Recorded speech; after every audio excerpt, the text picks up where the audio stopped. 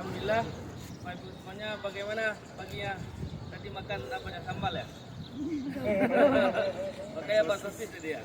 Wah, insya Allah moga sosisnya menjadi berkah ya. Amin. Bagus sekali karena perlu kita memberi wawasan bahwa sesungguhnya apa yang kita makan itulah keberkahan. Makanya kalau para ulama itu apapun yang dimakannya itu tidak boleh dikomeng karena itu rezeki dari Allah.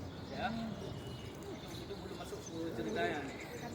Jadi Bapak Ibu sekarang kita itu berada di Bani Saqifah, Bani Sa'idah. Saqifah tempat ini itu Saqifah itu atap. Seperti balai pertemuan yang ada atapnya.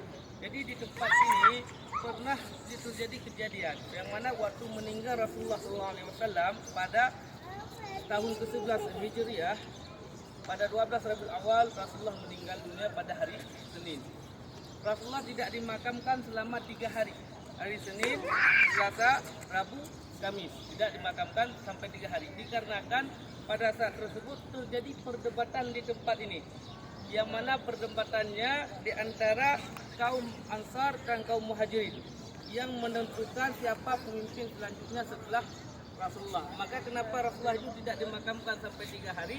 Itu dikarenakan pada saat tersebut belum ditemukannya siapa yang akan menjadi khalifah setelah Rasulullah SAW. Jadi di tempat ini waktu itu Al-Ansar, kita sedikit flashback ke belakang. Kabilah pertama yang menerima bai'ah Rasulullah yang berada di Mekah itu adalah kabilah Al-Ausi dan Al-Akhdar. Siapa? Al-Ausi dan Al-Akhdar. Dan Al-Akhdar ini adalah Bani Sa'idah. Dia salah satu khalifah kabilah yang ada di Mekah. Al-Ausi itu Al-Ansar dan Akhdar itu masuk dalam Ansar. Dalam Al-Ausi ini adalah Bani Sa'idah. Dan di sinilah terjadi perdebatan yang mana pada saat tersebut dari kaum Ansar menginginkan pemimpin yang memimpin kekhalifahan Islam setelah Rasulullah itu adalah Sa'ad bin Abidah. Adapun dalam bahasa bin Ibadah menginginkan pemimpin mereka yang menjadi pemimpin setelah Rasulullah. Kenapa? Dikarenakan yang punya tanah ini adalah kaum Ansar. Kemudian didengar hal ini oleh kaum Muhajirin yang datang dari Mekah. Didengar oleh Abu Bakar, didengar oleh Umar. Datanglah ke tempat ini, kemudian di tempat ini terjadilah perdebatan keputusan yang mana pada saat tersebut datanglah Abu Bakar dan Umar mengatakan bahwa sesungguhnya kekhalifahan itu akan kembali kepada kaum Quraisy dan kepemimpinan yang lainnya akan kembali kepada kaum Ansar. Jadi pemimpin itu harus berasal dari Quraisy dengan hadis yang berdasarkan dari Nabi Sallallahu Alaihi Wasallam. Pada saat tersebut dari kaum Muhajirin yang berada di Mekah yang datang ke Madinah itu mengusulkan yang menjadi pemimpin Sayyidina Umar bin Khattab. Tetapi pada saat tersebut Sayyidina Umar mengatakan bahwa tidak pantas aku menjadi pemimpin di saat ada Abu Bakar yang menjadi rakyat ini.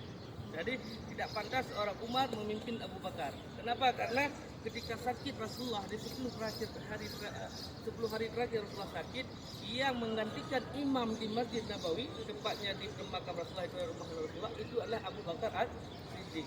Dan orang yang menemani Rasulullah dalam saat berada di Jabal Sur itulah Abu Bakar. Sehingga pada saat tersebut mengatakan Umar bahwa sesungguhnya pemimpin yang harus memimpin khalifah adalah orang yang paling dekat dengan Rasulullah dan orang yang ditunjukkan oleh Rasulullah sebagai pemimpin, yaitu Abu Bakar. Walaupun tidak ditunjukkan bahwa Abu Bakar kamu akan menjadi pemimpin, tapi dengan seharian dari Abu Bakarlah yang dijadikan pemimpin. Maka pada tempat ini 3 hari terjadi perdebatan di tempat ini hingga akhirnya diputuskanlah khalifah yang memimpin khalifah Islam setelah Rasulullah itulah Abu Bakar.